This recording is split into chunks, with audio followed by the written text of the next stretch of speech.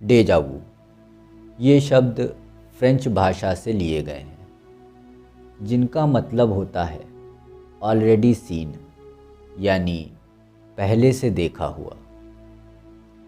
दरअसल डेजा वू वो एहसास है जिसमें इंसान को ये लगता है कि वर्तमान में घटित हो रही घटना उसके साथ पहले भी घटित हो चुकी है।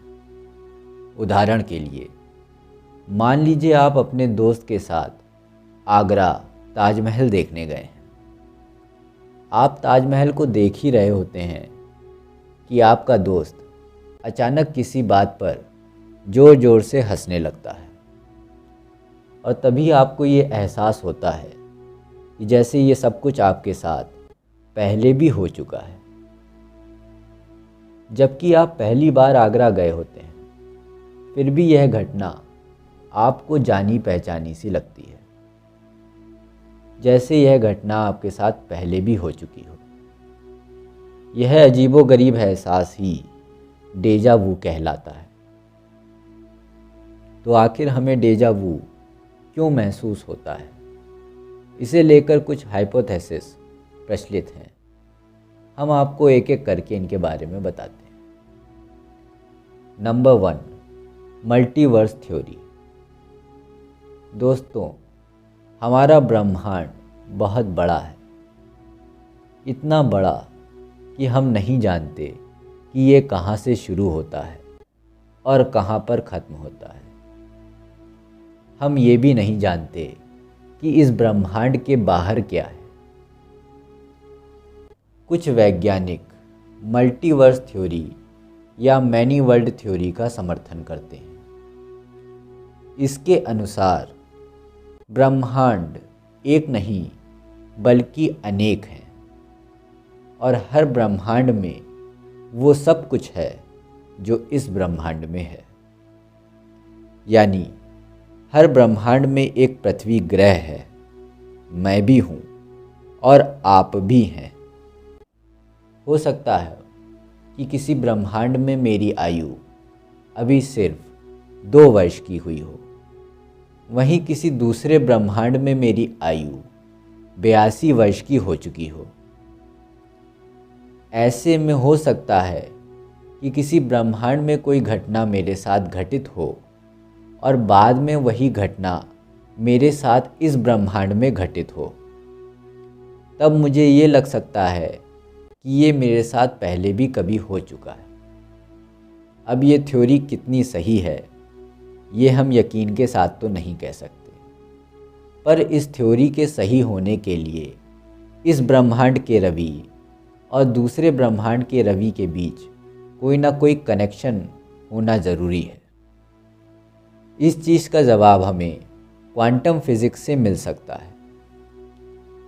यदि आप क्वांटम फिज़िक्स की जानकारी रखते हैं तो आपको ये पता होगा कि पार्टिकल्स एक ही समय पर एक से ज़्यादा जगह हो सकते हैं। हम सब इन्हीं पार्टिकल्स से मिलकर बने हैं। तो क्या ये मुमकिन है कि पूरा ब्रह्मांड एक ही समय पर एक से ज़्यादा जगह हो? क्वांटम फिज़िक्स पर हम किसी और वीडियो में चर्चा करेंगे। फिलहाल हम आते हैं डेजा वू होने के और क्या क्या कारण हो सकते हैं इस पर। नंबर 2, एक आँख का अधिक क्रियाशील होना। दोस्तों, यदि आपकी एक आँख दूसरी आँख की तुलना में ज़्यादा तेज़ कार्य करती है और दूसरी आँख की तुलना में दिमाग को जल्दी संकेत भेजती है, तो यह भी डेजा वू होने की एक वजह हो सकती है। जैसे यदि एक आँख आपके दिमाग को जल्दी सिग्नल भेजती है, तो जब दूसरी आँख का सिग्नल दिमाग तक पहुँचेगा तो दिमाग को लगेगा, अरे ये तो मैं पहले भी देख चुका हूँ। हालांकि ये थ्योरी भी अभी तक साबित नहीं हुई है।